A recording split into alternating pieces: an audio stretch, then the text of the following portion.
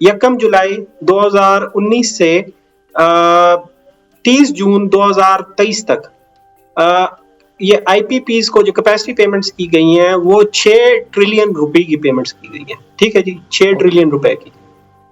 उसमें से 50% पेमेंट्स जो जाती हैं जी वो जाती है गवर्नमेंट के ओन्ड आईपीपीज को, यानी गवर्नमेंट खुद हमसे जो है कैपेसिटी पेमेंट्स के नाम पे 3 ट्रिलियन रुपीस निकलवा चुकी है। फोरेंसिक ऑडिट क्यों नहीं करवा आईपीपीज का फोरेंसिक ऑडिट क्यों नहीं करवा? ये जो टैक्सेस हैं उनका कंट्रीब्यूशन कोई 34-35% के आसपास है। आप कहना चाहेंगे कि जो टैक्सेस हैं इनकी कोई जस्टिफिकेशन है आपकी नज़र में, या इसको भी रिकंसिडर करना चाहिए? नहीं, जस्टिफिकेशन तो कोई नहीं है। अब जो है इसमें आप जो है सरचार्जेस, मिसाल के तौर पे मैंने आपको नीलम जेलम सरचार्ज का कहा। नीलम जेलम सरचार्ज जो है वो हमसे क्यों इकट्ठा कर रहे हैं? जिनकी गलती है उनसे इकट्ठा करें। फिर अच्छा, अब वो क्यों आपसे निकलवा रही है? और इस पे मैं आता हूँ कि व्हाई इज दिस मिसमैनेजमेंट। अभी देखें, हमने एक एक्स्ट्रा न्यूक्लियर पावर प्लांट लगाने का फैसला किया। उसके अलावा हम 5-6 बड़े डैम्स भी, 2-3 बड़े डैम्स भी बना रहे हैं। उसके अलावा नीलम जेलम भी है। देखिए, जब आपको पता है कि आपकी यूजेज इतना है नहीं, दूसरी बात यह आपकी इकोनॉमिक ग्रोथ इतनी है नहीं, ठीक है, फिर आपकी प्राइसिंग पॉलिसीज राइट नहीं है, तो why are you installing new capacity? अब जो मैंने न्यूक्लियर पावर प्लांट की बात की, तो इसमें देखें 2.5 के $3 बिलियन का हम दोबारा से कर्जा ले रहे हैं to buy equipment from outside. तो ये सारा जो है ये फिर हमें वापस तो करना पड़ेगा, ये तो लोन ले रहे हैं हम।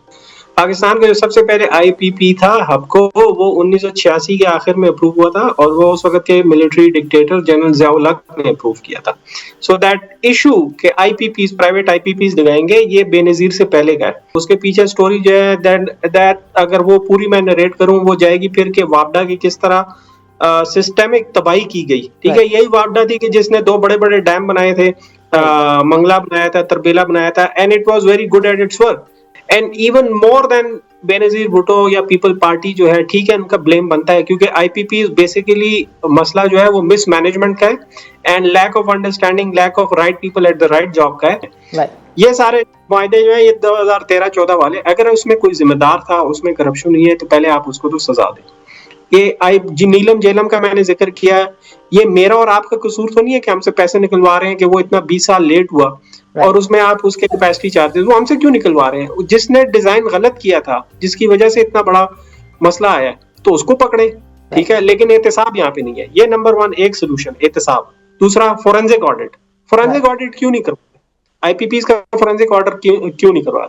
तीसरा, right man for the right job.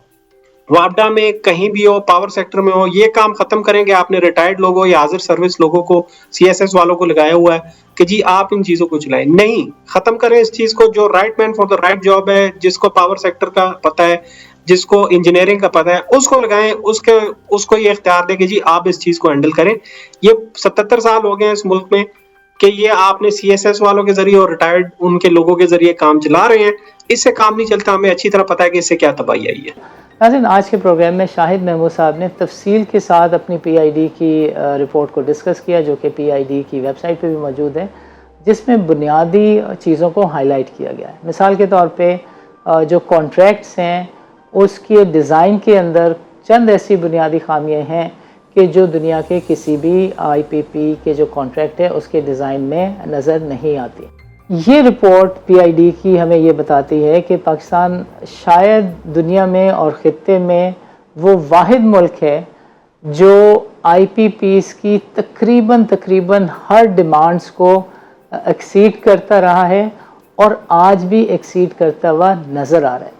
IPPs के जो कॉन्ट्रैक्ट्स हैं उसकी बुनियाद या बुनियादी ख़राबी जिसको आप कह सकते हैं, या जिसकी वजह से आज प्राइसेस बिलिंग की, इलेक्ट्रिसिटी की इन्फ्लेट हुई है, वो बुनियादी तौर पे ये है कि जब कोई पावर प्लांट लगता है तो उसमें ह्यूज इन्वेस्टमेंट होती है, और जब ह्यूज इन्वेस्टमेंट होती है तो उसके रिटर्न के लिए जो बेसिक डिमांड है किसी भी सरमायाकार की, इन्वेस्टर की, वो ये होती है कि आप एक सर्टन कैपेसिटी को बाय करने की गारंटी दें, जिसके अंदर इतना बड़ा चैलेंज नहीं है।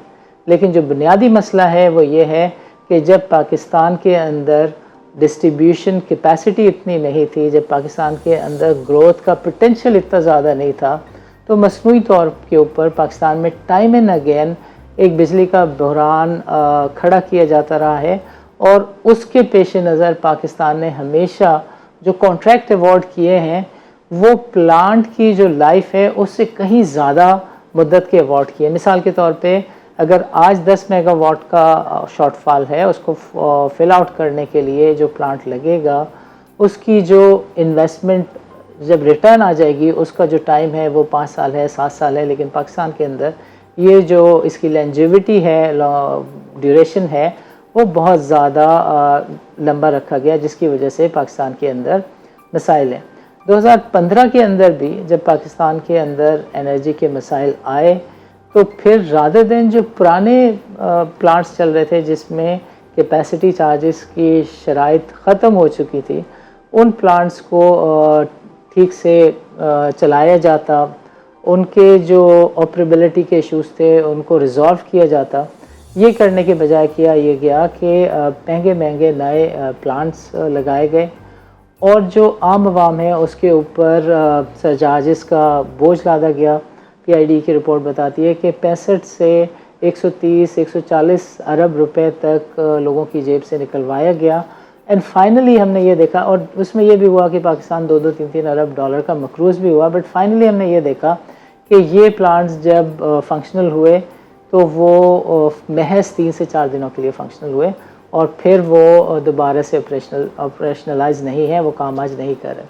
सो पीआईडी की रिपोर्ट भी ये कहती है, शाहिद महमूद साहब भी ये कहते हैं कि पाकिस्तान के अंदर सिर्फ और सिर्फ एक मसला है, वो ये है कि पाकिस्तान के अंदर अकाउंटेबिलिटी नहीं है। और आखिरी चीज़ जो बहुत ही ज़्यादा हाईलाइट करती है पीआईडी की रिपोर्ट, और शाहिद महमूद ने भी ज़ोर देकर बात कही, वो ये थी कि right man on the right job. Power sector के अंदर अगर आपका secretary power division core competent technical resource नहीं है, उसको चलाने वाले जो लोग हैं वो पावर डिवीज़न को हेड करने वाले जो लोग हैं वो पावर सेक्टर से अगर बिलोंग नहीं करते, उनकी क्वालिफ़िकेशन रेलेवेंट नहीं है, उनके पास एक्सपर्टीज़ रेलेवेंट नहीं है, तब भी पाकिस्तान का ये जो सेक्टर है इसमें ग्रोथ नहीं देखी जा सकती। इसके जो चैलेंजेस हैं वो ना सिर्फ ऐसे रहेंगे बल्कि going forward situation further deteriorate होगी। और आखिरी चीज़, and again that was about the taxes.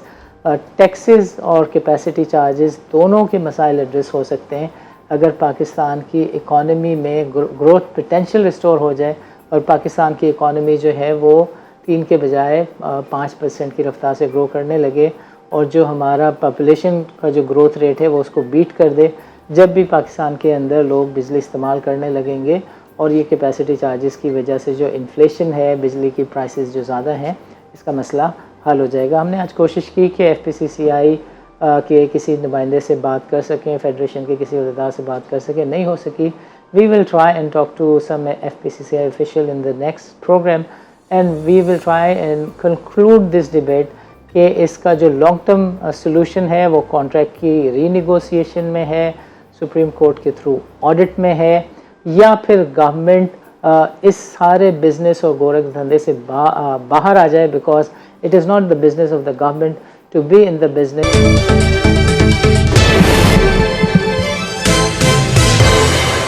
औज़ुबिल्लाहि मिनश्शैतानिर्रजीम, बिस्मिल्लाहिर्रहमानिर्रहीम। रब्बि इश्रह ली सदरी व यस्सिर ली अमरी वहलुल उक़दतम मिन लिसानी यफ़क़हू क़ौली। नाज़रीन, this is Sani Khan and you are watching new episode of inside financial markets. गुज़िश्ता 4-4.5 महीनों से एक ही टॉपिक है and that is the IPP issues and challenges and way forward. हमने इसको लास्ट प्रोग्राम में भी डिस्कस किया, उससे पहले भी इसके ऊपर एक तज्ज़िया लिया, और जो मुल्क के इकोनॉमिस्ट हैं, ताजिर बरादरी है, तकरीबन सभी लोग इसके ऊपर कमेंट भी कर रहे हैं, तबसरा भी कर रहे हैं और अपनी तजावीज़ भी पेश कर रहे हैं। आज के प्रोग्राम में हम कोशिश करेंगे कि इस बात को देखने की कोशिश करें कि इन आईपीपीज़ के जो मसाइल हैं, जो चैलेंजेस हैं, उनके पीछे बुनियादी मसाइल क्या हैं, उनके पीछे बुनियादी वजूहात क्या हैं, whether it is the incompetence, whether it is corruption, whether it is connivance of the officials sitting at the government positions, और from time to time government के जो मुआहदे होते हैं, उनकी renewals होती हैं, उसमें क्या मफादात के टकराव का मामला है या कोई और चीज़ें, हम कोशिश करेंगे इस चीज़ को जानें। हमने PIDE की एक रिपोर्ट भी तफसील के साथ डिस्कस की थी। PIDE happens to be an institution, Pakistan का वो वाहिद इदारा है जो कि इंडिपेंडेंट इकनॉमिक रिसर्च बॉडी के तौर पे काम कर रहा है। गवर्नमेंट ने इनिशियली इसको सपोर्ट किया था, मगर आजकल गवर्नमेंट इसको सपोर्ट नहीं करती। इस इदारे ने पॉइंट आउट किया था कि पाकिस्तान में IPPs का जो फ्रेमवर्क है ये एक्चुअली वर्ल्ड बैंक ने दिया था, और फिर पाकिस्तान में एक डिबेट स्टार्ट हुई कि ये पॉलिसी फ्रेमवर्क जो है ये फ्लॉड है और इसमें करप्ट प्रैक्टिसेस की वजह से कुछ इनहेरेंट इश्यूज ऐसे हैं कि जो हमेशा मेक श्योर करेंगे कि पाकिस्तान में पावर की प्राइसेस कभी भी कम नहीं हो। ये PIDE ही था जिसने हाईलाइट किया कि dollar economy, dollarise economy, power tariff के जो रेट्स हैं वो डॉलर में होना, कौन सी सोर्सेज से एनर्जी क्रिएट होंगी इनको कॉन्ट्रैक्ट में लिखना, ये वो बुनियादी चीज़ें थी जिसकी वजह से प्राइसेस ने हमेशा इन्फ्लेट होना था।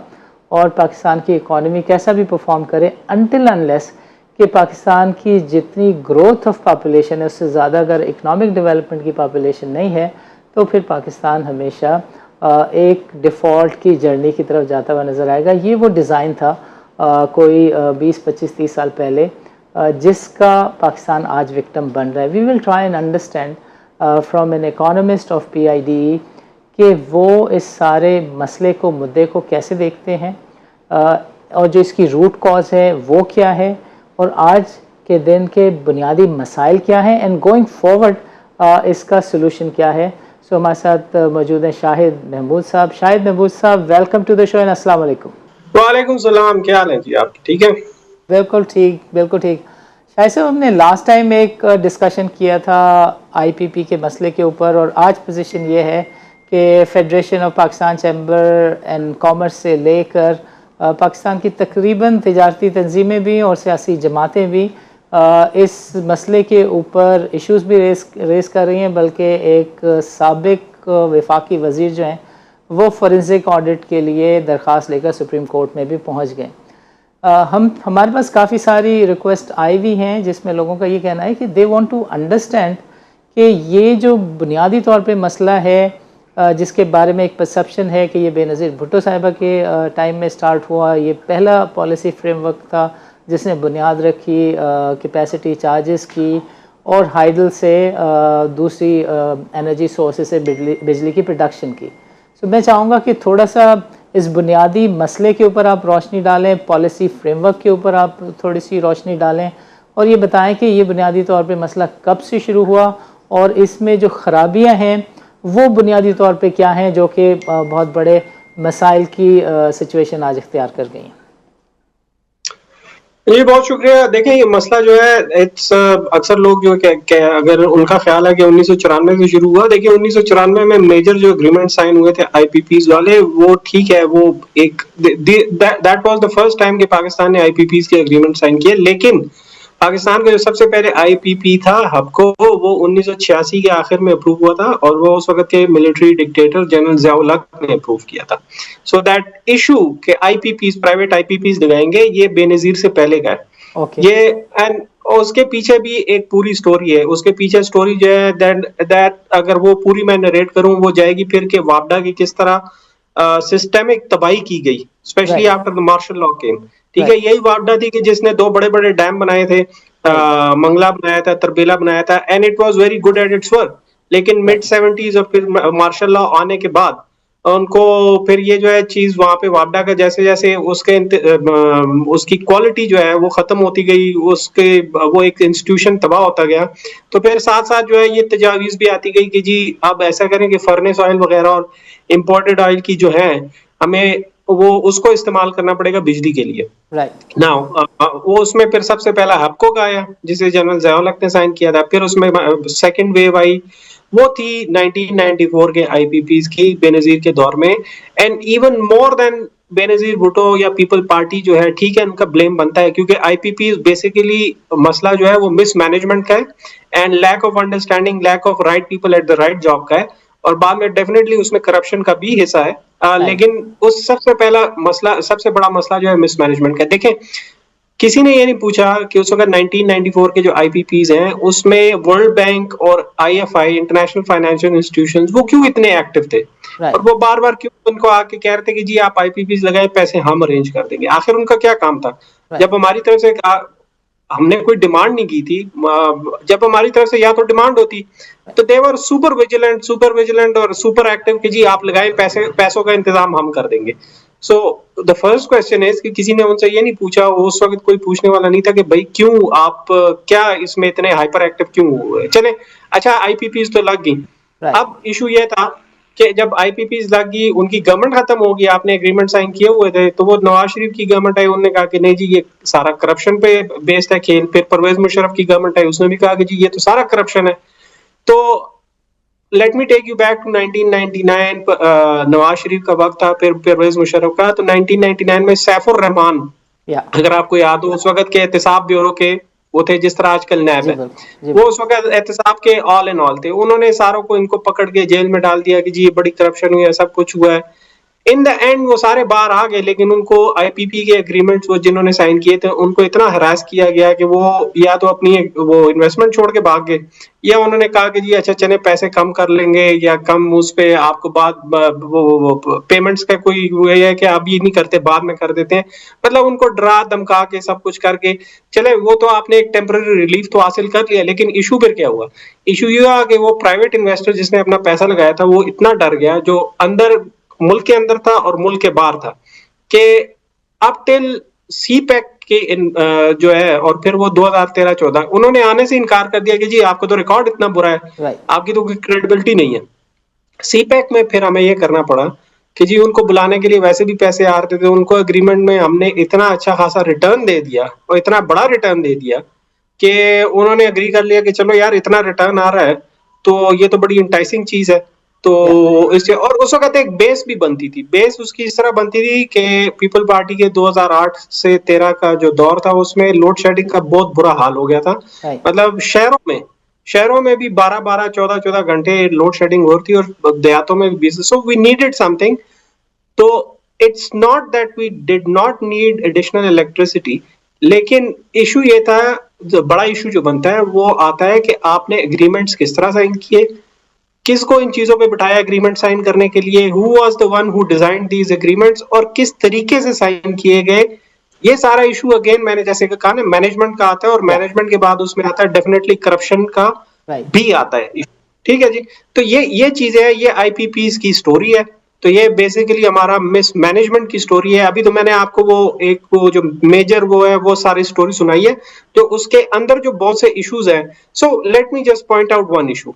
देखें 2013-14 के जो अग्रीमेंट आईपीपीज के हुए थे, उसमें एक आईपीपी जो थी वो कायम हुई, वो जो कंपनी थी जिसने आईपीपी लगाई वो कायम हुई जुलाई 2014 में कायम हुई, और उसको अगस्त 2014 में एकदम जो है आईपीपी लगाने का एग्रीमेंट भी मिल गया। ठीक है जी, तो रियली मतलब आप यू हैव टू क्वेश्चन कि अभी यार 1 महीना हुआ एक कंपनी कायम हुई है और आपने 1 महीने के अंदर उसको प्रोजेक्ट भी इतना बड़ा आईपीपी का उठा के दे दिया, व्हाई? ठीक है जी, सो हेयर इट इज के यहाँ पे ये चीजें जो आती हैं, तो ये चीजें जो है ये डिस्कस करने वाली असल चीजें है। दूसरी रहेगी कैपेसिटी पेमेंट्स की बात। तो देखें भाई, कोई भी, Pakistan is not the only country कि जहाँ पे जो बिजली घर लगाते हैं तो उधर कैपेसिटी चार्जेस या कैपेसिटी पेमेंट्स होते हैं। दुनिया में आप जहाँ पे भी लगाएंगे वहां पे कैपेसिटी के नाम पे वो चार्जेस कलेक्ट करेंगे। कोई भी इतनी बड़ी इन्वेस्टमेंट इसलिए नहीं करता कि वो सर्दी में जो है वो बिजली टर्न ऑफ कर देगा और गर्मी में बिजली टर्न ऑन करके लगा। जो उसने कर्ज लिए होते हैं उस पे पैसे जो है वक्त पे देने पड़ते हैं, गर्मी हो सर्दी हो जो मर्जी हो। ठीक है जी, तो ये कैपेसिटी पेमेंट से ज्यादा इशू कैपेसिटी पेमेंट्स का इशू नहीं है, बिजली असल इशू है मिसमैनेजमेंट का। असल इशू है कि आपका पावर इंफ्रास्ट्रक्चर क्या है, वो तबाह हाल है। असल इशू है कि किसने चलाना है। अब आपने हर जगह पे सीएसएस के ऑफिसर या रिटायर्ड लोग लगाए हुए हैं, वही चलाते रहते हैं। वो कभी जो होता है पावर सेक्टर का सेक्रेटरी होता है, कभी चला जाता है एफबीआर में चला जाता है, कभी चला जाता है रेलवे चलाने चला जाता है। तो भाई वो सेक्टर के जो माहिर है वो किधर है, वो किधर गए? उन्होंने तो चलाने नहीं है। तो this is basically a mismanagement issue. ठीक है जी, और फिर उसके दरमियान में फिर और इश्यूज आते हैं जी। सर व्हेन यू से कि जो मैनेजमेंट है उसका बेसिक इशू है और जो कॉन्ट्रैक्ट्स हैं ये डिज़ाइन किसने किए, तो मैं चाहूँगा कि थोड़ा सा बताएं, व्हेन यू से कि कॉन्ट्रैक्ट डिज़ाइन किसने किए, आर यू ट्राइंग टू से कि जो टैरिफ है वो भी शायद मेरिट पे ठीक से नहीं एग्री हुआ, या you are trying to say something else के ओवरऑल कॉन्ट्रैक्ट की डिज़ाइन फ्लॉट थी या करप्ट थी? अच्छा, लेट्स बिगिन विद समथिंग। मैं सबसे एक सवाल करता हूँ, और ये बड़ा रेलिवेंट सवाल है। आज तक मुझे बताएं कि किसी ने, मैंने तो नहीं देखे, आपने आईपीपीस के जितने भी कॉन्ट्रैक्ट साइन हुए वो आपने देखे? बिल्कुल तो देखें, किसी ने नहीं देखे। तो इसमें बात यह है कि आईपी, अगर आप कहते हैं कि जी सब चीजें ट्रांसपेरेंट हुई और उसमें कोई मसला नहीं है, तो ये तो सारी अवाम के सामने ले आए ना, रख दे वहां पे कि जी ये आईपीपी का कॉन्ट्रैक्ट है। तो आप उसमें छुपा क्यों रहे हैं? उसको लोगों के सामने कॉन्ट्रैक्ट रखें। चले, आप कहते हैं कि जी उसका कोई हिस्सा बड़ा खुफिया है, वो कोई भी नहीं करता। होते हैं ऐसे कॉन्ट्रैक्ट्स, दुनिया भर में होते हैं, जिसमें वो कुछ चीजें होती हैं कि लोगों को नहीं बताते। लेकिन जिस तरह पाकिस्तान में खुफिया रखा जाता है चीजों को, तो इस तरह तो नहीं होता। तो देखें, मैंने आपको कहा ना कि मिसमैनेजमेंट के अलावा करप्ट प्रैक्टिसेस का इशू है। अच्छा, अब उसमें देखें, एक मैं मिसाल देता हूं आपको। अगर याद हो 2014 में जब इसाक डार साहब वजीर खजाना थे, तो उन्होंने वन गो में 450 बिलियन की पेमेंट कर दी थी आईपीपीस को, ठीक है। 450 और 480 billion, I don't remember exactly, लेकिन 450 बिलियन या उससे ज्यादा थी। अच्छा, उसमें इशू क्या था? फिर उसमें इशू ये बना कि ऑडिटर जनरल ने, उस वक्त का जो ऑडिटर जनरल था, बुलंद अख्तर राना शायद उसका नाम था, इफ आई रिमेंबर करेक्टली, उसने पॉइंट आउट किया कि जी देखें, ऑफिशियल रूल्स ये कहते हैं कि बिफोर ऑडिट, और ऑडिट ये है कि आप जो आजकल हम कहते हैं ना, वो एक शोर मचा हुआ है कि फॉरेंसिक ऑडिट, तो उसने भी यही पॉइंट आउट किया कि जी इनका आईपीपीस का तो अभी तक आपने किसी ने ऑडिट किया नहीं, फॉरेंसिक ऑडिट। जब तक ऑडिट नहीं होता तो हमें कैसे पता चलेगा कि कितने ड्यू हैं? तो उसने इस चीज को अपोज किया कि आप वन गो में 450 बिलियन पे कर रहे हैं, तो उसको हटा दिया गया पोस्ट से। और बजाय ऑडिटर जनरल से, जो कि तरीका होता है पेमेंट का, बजाय ऑडिटर जनरल से करवाने के, direct state bank of Pakistan से पेमेंट करवाएगी, विच इज मतलब ऐसी कोई मिसाल नहीं मिलती। और उस पेमेंट से ही पहले स्टेट बैंक से जो फाइनेंस डिवीजन के सेक्रेटरी थे वो फारिग हुए, तो उसको फौरन स्टेट बैंक का गवर्नर बना दिया गया इसाक डार साहब ने। तो ये देखें, ये इसाक डार साहब की ये लोग बड़े उसको, पीएमएलएन जो है एक इसी के साथ चिमटी हुई है। एक पार्टी का क्या हाल होगा कि उसको इसाक डार जो है बहुत बड़ा एक्सपर्ट नजर आता है। तो अल्लाह खैर करे, अल्लाह रहम करे उस मुल्क पर। लेकिन एनीवे जी, मैंने ये एक मिसाल दी। तो इशू जो है उसी वक्त ये पकड़े जाने चाहिए थे, उसी वक्त। फिर इमरान खान की गवर्नमेंट आई, उन्होंने भी उसका जो है ऑडिट करवाया। फिर उन्होंने भी पॉइंट आउट किया कि जी ये तो, इसमें तो फॉरेंसिक ऑडिट नहीं हुआ था, लेकिन फिर वो भी नहीं करवा सके। अभी वही बंदा जिसने वो इंक्वायरी रिपोर्ट लिखी थी, अब दोबारा इस गवर्नमेंट में भी आ गया। तो देखें, जब तक फॉरेंसिक ऑडिट नहीं होगा, अब इस तरह तो कुछ भी हो सकता है। मैं एज ए पावर कंपनी मैं क्लेम कर सकता हूँ कि जी मैंने इतनी ज्यादा बिजली प्रोड्यूस की, लेकिन व्हाट्स द प्रूफ? आप मुझे पेमेंट कर दें सिर्फ मेरे कहने पे, लेकिन आपके मेरे पास तो ये कोई प्रूफ ही नहीं है कि मैंने कितनी बिजली पैदा की और कितना मैंने तेल इस्तेमाल किया। तो देखें, ये चीजें हैं कि ये इश्यूज हैं। तो मैं इसलिए कहता हूँ ये मिसमैनेजमेंट का इशू है, in between that corrupt practices भी आती है। जबरदस्त। नाज़रीन, this is time for a short break, don't go nowhere, let's meet after short break.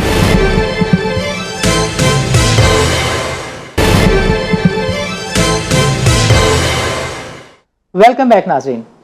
Programme के पिछले सेगमेंट में शाहिद महमूद साहब ने हमें तफसील के साथ बताया कि जो कॉन्ट्रैक्ट के डिज़ाइन है, कॉन्ट्रैक्ट को किसने नेगोशिएट किया, कॉन्ट्रैक्ट की जो मैनेजमेंट है, in between all the processes, and when you look at the things it appears as if there is an element of corruption and mismanagement, and this is how he pointed out कि आपको एक भी IPP का जो contract है वो available नहीं है, नज़र नहीं आता कि लोग उसको देख सकें। कोई कंसल्टेंट ये क्लेम करता हुआ नहीं नज़र आता कि उसने IPP का जो कॉन्ट्रैक्ट है वो देखा हो। कॉन्ट्रैक्ट के किसी पार्ट को कॉन्फिडेंशियल करार देकर उसको हज़फ किया जा सकता है, बट बाकी कॉन्ट्रैक्ट को पब्लिक करना जो है वो I think is a genuine demand जिसको गवर्नमेंट को कंसिडर करना चाहिए।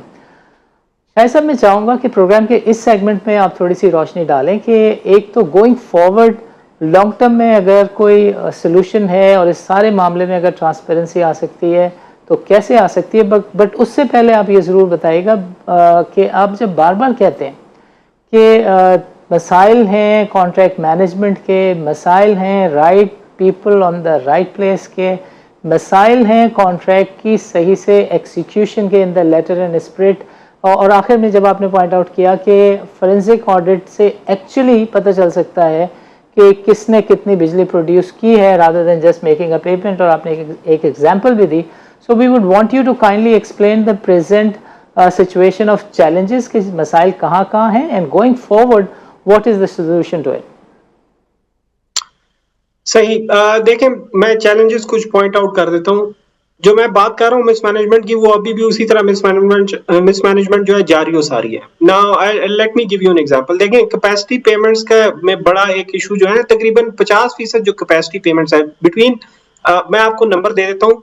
2019-20 फिस्कल ईयर 2019-20 यानी 1 जुलाई 2019 से 30 जून 2023 तक ये आईपीपीज को जो कैपेसिटी पेमेंट्स की गई हैं वो 6 ट्रिलियन रुपए की पेमेंट्स की गई हैं. ठीक है जी, 6 ट्रिलियन रुपए की. उसमें से 50% पेमेंट्स जो जाती हैं जी, वो जाती है गवर्नमेंट के ओन्ड आईपीपीज को. यानी गवर्नमेंट खुद हमसे जो है कैपेसिटी पेमेंट्स के नाम पे 3 ट्रिलियन रुपीस निकलवा चुकी है. अच्छा, अब वो क्यों आपसे निकलवा रही है, और इस पर मैं आता हूँ कि व्हाई इज दिस मिसमैनेजमेंट. अभी देखें, हमने एक एक्स्ट्रा न्यूक्लियर पावर प्लांट लगाने का फैसला किया. उसके अलावा हम 5-6 बड़े डैम्स भी, 2-3 बड़े डैम्स भी बना रहे हैं. उसके अलावा नीलम झेलम भी है. देखिए, जब आपको पता है कि आपकी यूजेज इतना है नहीं, दूसरी बात यह आपकी इकोनॉमिक ग्रोथ इतनी है नहीं, ठीक है, फिर आपकी प्राइसिंग पॉलिसीज राइट नहीं है, तो why are you installing new capacity. अब जो मैंने न्यूक्लियर पावर प्लांट की बात की, तो इसमें देखें 2.5 के $3 बिलियन का हम दोबारा से कर्जा ले रहे हैं to buy equipment from outside. तो ये सारा जो है ये फिर हमें वापस तो करना पड़ेगा, ये तो लोन ले रहे हैं हम. और वो कैपेसिटी पेमेंट्स में फिर आप जो है फिर फंस जाएंगे. अच्छा, देखें, नीलम झेलम का मसला आ गया. नीलम झेलम जो है ये आपको लोग शायद हैरानगी हो कि ये मिड 1990s या एंड 1990s में कंसीव किया गया था. फिर इसको ये कहा गया कि जी ये बस 2007-8 तक काम शुरू कर देगा. आज हो गया पिछले साल 2023 में इसको जो है इन्होंने कहा कि जी, यानी ये 20 साल लेट था इन कंप्लीशन. उस दौरान जो है लोगों की जेब से नीलम झेलम हाइड्रो पावर सरचार्ज के नाम पे कोई 65 बिलियन रुपए निकलवाए गए. फिर आपने चले ये सारा कर लिया, 20 साल लेट था, उसमें ओवर चार्जेस सब कुछ हो गए. उसमें भी 1.7 बिलियन डॉलर का हमने लोन लिया हुआ है जो कि अभी हम वापस कर रहे हैं. उसको कैपेसिटी चार्ज में आता है. अच्छा, आपने चले अब ये प्रोजेक्ट तो कह रहे हैं कि जी ये कंप्लीट हो गया, अभी प्रोडक्शन शुरू नहीं हुई थी, बंद कर दिया कि जी इसमें तो फॉल्ट आ गया इतना बड़ा. अब वो 1 साल से बंद पड़ा है. उस 1 साल उस बिजली की बजाय हम महंगे तेल से बिजली प्रोड्यूस कर रहे हैं, जिसकी वजह से हमें 125 बिलियन का नुकसान हो चुका है, जो कि लोगों की जेब से. देखें इसका जिम्मेदार कौन होगा. तो यहाँ पे आते सोल्यूशंस पे. ये आगे मैनेजमेंट के इश्यूज, करप्शन के इश्यूज. अब आते सोल्यूशन पे. सोल्यूशन ये है कि सबसे पहले आपने जो जिम्मेदारान थे, ठीक है, जो आईपीपी के 2013-14 के मायदे, आईपीपी के 94 वाले मायदे जो हैं उनकी अब कैपेसिटी पेमेंट्स नहीं है, वो खत्म हो चुके हैं. ये सारे मायदे जो है ये 2013-14 वाले, अगर उसमें कोई जिम्मेदार था, उसमें करप्शन नहीं है, तो पहले आप उसको तो सजा दें. ये नीलम झेलम का मैंने जिक्र किया, ये मेरा और आपका कसूर तो नहीं है कि हमसे पैसे निकलवा रहे हैं कि वो इतना 20 साल लेट हुआ, और उसमें आप उसके कैपेसिटी चार्जेस वो हमसे क्यों निकलवा रहे हैं. जिसने डिजाइन गलत किया था, जिसकी वजह से इतना बड़ा मसला आया, तो उसको पकड़े, ठीक है, लेकिन एहतसाब यहाँ पे नहीं है. ये नंबर 1 एक सोल्यूशन, एहतसाब. दूसरा, फोरेंसिक ऑडिट. फोरेंसिक ऑडिट क्यों नहीं करवाते, आईपीपीज का फोरेंसिक ऑडिट क्यों नहीं करवा रहे. तीसरा, right man for the right job. वापडा में कहीं भी हो, पावर सेक्टर में हो, ये काम खत्म करेंगे. आपने रिटायर्ड लोगों या हाजिर सर्विस लोगों को, सीएसएस वालों को लगाया हुआ है कि जी आप इन चीजों को चलाएं. नहीं, खत्म करें इस चीज को. जो right man for the right job है, जिसको पावर सेक्टर का पता है, जिसको इंजीनियरिंग का पता है, उसको लगाएं. उसको ये इख्तियार दे कि जी आप इस चीज को हैंडल करें. ये 77 साल हो गए इस मुल्क में कि ये आपने सीएसएस वालों के जरिए और रिटायर्ड उनके लोगों के जरिए काम चला रहे हैं. इससे काम नहीं चलता. हमें अच्छी तरह पता है कि इससे क्या तबाही आई है. ठीक है जी. एंड गोइंग फॉरवर्ड, जब तक आप अपना सारा सिस्टम नहीं ठीक करते, मैं आपसे ये अर्ज करूं कि अगर आप यहाँ पे ये कह रहे हैं कि जी वो कैपेसिटी पेमेंट कवर हो सकती है अगर लोग बिजली ज्यादा इस्तेमाल करें, लेकिन जो पर यूनिट कॉस्ट है इलेक्ट्रिसिटी के, उसमें कौन बिजली इतनी ज्यादा इस्तेमाल करेगा. पिछले 3 साल से पाकिस्तान की बिजली की कंजम्पशन स्टैग्नेंट है. तो ये जो भी बेवकूफ है जो कहता है कि बिजली की कीमत बढ़ा दो, उससे तो चोरी ज्यादा बढ़ती है. बिजली की कीमत कम करें, लोगों को बिजली ज्यादा इस्तेमाल करने दें, उसी से कैपेसिटी पेमेंट्स जो है काफी ज्यादा कवर हो जाएंगी। कम से कम आप पैसे जो दे रहे हैं वो किसी काम तो आए ना, प्रोडक्शन तो चले। वो तो वैसे ही प्लांट्स पड़े हुए हैं, बंद पड़े हुए हैं, और आप उनको पैसे दिए जा रहे हैं, तो उनको चलाएं तो सही ना, ताकि लोगों को बिजली मिले। तीसरा, इसके अलावा this is a whole systemic issue. Power sector में आप देख लें कि देखें, एक ट्रांसमिशन एंड डिस्ट्रीब्यूशन का बहुत बड़ा इशू है। राइट, अगर आप बहुत ज्यादा मुकम्मल बिजली पैदा कर भी लें डिमांड के मुताबिक, पहले तो हो रही है, हमारी कैपेसिटी तो है, लेकिन इशू ये है कि आप बिजली पैदा कर भी लें तो वो जो लाइनों में जाती जाती है तो 18 से 20% जो है उसमें वैसे ही खत्म हो जाती है, ट्रांसमिशन एंड डिस्ट्रीब्यूशन लॉसेस। तो जब तक आपने अपनी लाइनों को और अपने सिस्टम को, फिर मीटर रीडर्स को, फिर जो इस चीज को ये आपकी डिस्ट्रीब्यूशन कंपनीज है, गवर्नमेंट चलाती है, उधर भी ब्यूरोक्रेट्स बैठे हैं, उनके बोर्ड में ब्यूरोक्रेट्स बैठे हैं, तो देखें ये निजाम इस तरह नहीं चल सकता। You have to get rid of bureaucracy, you have to get rid of retired people कि वो इन चीजों को चलाएं। और दूसरी बात यह है कि ट्रांसपेरेंसी लाएं।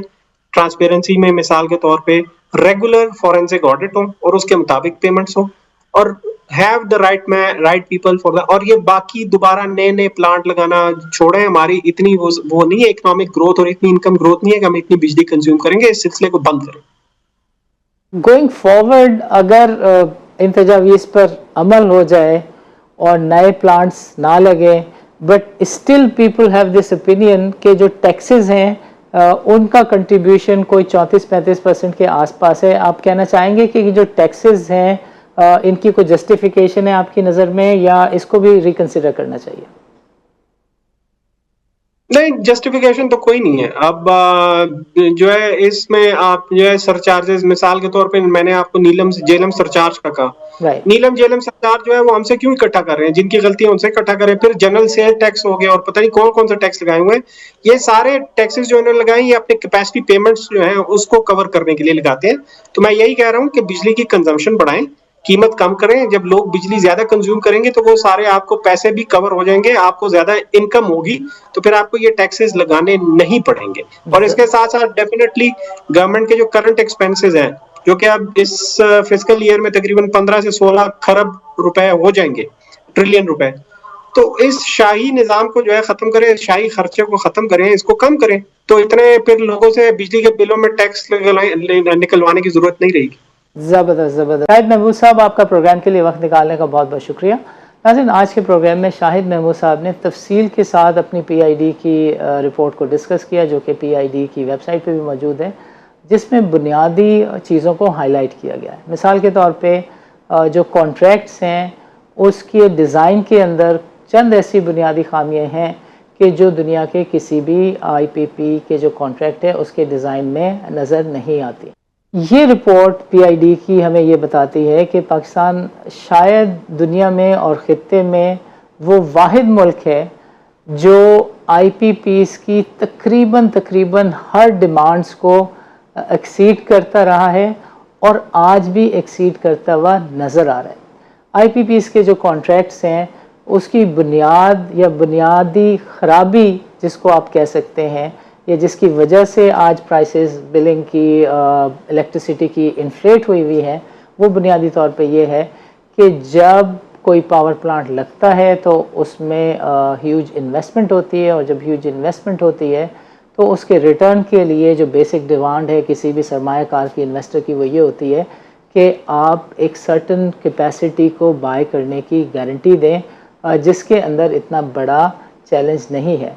लेकिन जो बुनियादी मसला है वो ये है कि जब पाकिस्तान के अंदर डिस्ट्रीब्यूशन कैपेसिटी इतनी नहीं थी, जब पाकिस्तान के अंदर ग्रोथ का पोटेंशियल इतना ज़्यादा नहीं था, तो मसनूई तौर के ऊपर पाकिस्तान में टाइम एंड अगेन एक बिजली का बहरान खड़ा किया जाता रहा है।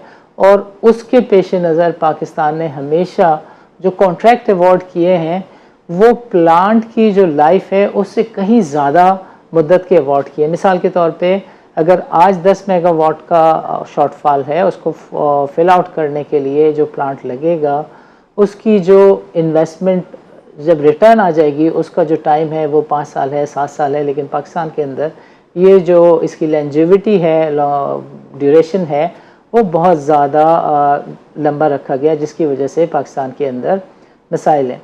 2015 के अंदर भी जब पाकिस्तान के अंदर एनर्जी के मसाइल आए तो फिर रादर देन जो पुराने प्लांट्स चल रहे थे जिसमें कैपेसिटी चार्जेस की शराइत ख़त्म हो चुकी थी, उन प्लांट्स को ठीक से चलाया जाता, उनके जो ऑपरेबिलिटी के इश्यूज़ थे उनको रिजॉल्व किया जाता। ये करने के बजाय किया ये गया कि महंगे महंगे नए प्लांट्स लगाए गए और जो आम आवाम है उसके ऊपर सरचार्जेस का बोझ लादा गया। पीआईडी की रिपोर्ट बताती है कि 65 से 130-140 अरब रुपए तक लोगों की जेब से निकलवाया गया। एंड फाइनली हमने ये देखा, और उसमें ये भी हुआ कि पाकिस्तान 2-2, 3-3 अरब डॉलर का मकरूज़ भी हुआ, बट फाइनली हमने ये देखा कि ये प्लांट्स जब फंक्शनल हुए तो वो महज 3 से 4 दिनों के लिए फंक्शनल हुए और फिर वो दोबारा से ऑपरेशनलाइज नहीं है, वो काम आज नहीं कर रहे।